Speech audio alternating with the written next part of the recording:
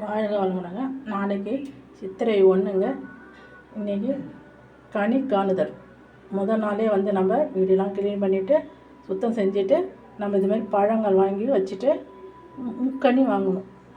தமிழ் திருநாளுக்கு வந்து தமிழ் புத்தாண்டுக்கு சித்திரை 1 இல்லைங்களா, அதுக்கு முக்கியமாக வேப்பம்பூ இது பாருங்கள்.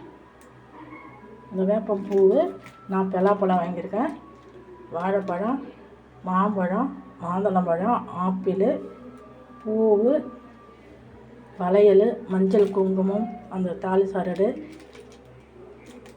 வந்து 2 கிராம் காயின் பணம் வச்சுருக்கேன் பாருங்கள். ஒரு கண்ணாடி, முக்கியமாக கண்ணாடிங்க. இதாங்க கனி காணுதல். நம்ம முதல் நாளே நம்ம நைட்டு செஞ்சு வச்சுட்டு எல்லாத்தையும் காலையில் ஏந்திரிச்சிட்டு வந்து கனி காணுதல் பார்த்துட்டு நம்ம கதவு வாசல் திறக்கலாங்க. மகாலட்சுமி வந்து நீங்கள் வரவேற்கலாம். அதான் தமிழ் புத்தாண்டுக்கு சிறப்பாக செய்யணுங்க. ஒரு கப்பு உப்பு வச்சுருக்காங்க. நீங்கள் உப்பு பாக்கெட்டு காலைல ஏஞ்சிதும் உங்களை குளிச்சுட்டு சாமி கும்பிட்டுட்டு போய் உப்பு பாக்கெட்டு வாங்கி சாமி அதில் வைங்க. பால் எப்பயுமே வீட்டில் வரும், அதை எடுத்து சாமிக்கு வச்சுருங்க. உங்களால் நெய் வைத்து என்னென்ன முடியுமோ, சக்கரை சாதம் இல்லைன்னா அவுள், வடை பாயாசம், எது உங்களால் முடியுமோ அது நெய் வைத்தியம் செஞ்சுக்கலாம்.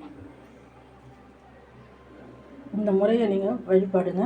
நம்ம வந்து ஃப்ரெஷ்ஷாக இருக்கோங்க. நம்ம காலையில் எழுந்திரிச்சதும் இதை பார்த்துட்டோம், வருஷம் ஃபுல்லாக நம்ம இந்த கனி மாதிரி நம்ம இருக்கலாம். சண்டை சச்சரவு இல்லாமல் குடும்பத்தில் நல்லபடியாக இருக்கலாம், நோய் நாடி இல்லாமல். அதுதான் இது கனி காணுதல் சொல்லுவாங்கங்க. இது நான் அந்த காலத்துலலாம் செஞ்சுட்டு இருந்தாங்க. இப்போ நடைமுறையில் செய்யலை. இப்போ வந்து எல்லாம் செய்ய ஆரம்பிச்சிட்டாங்க.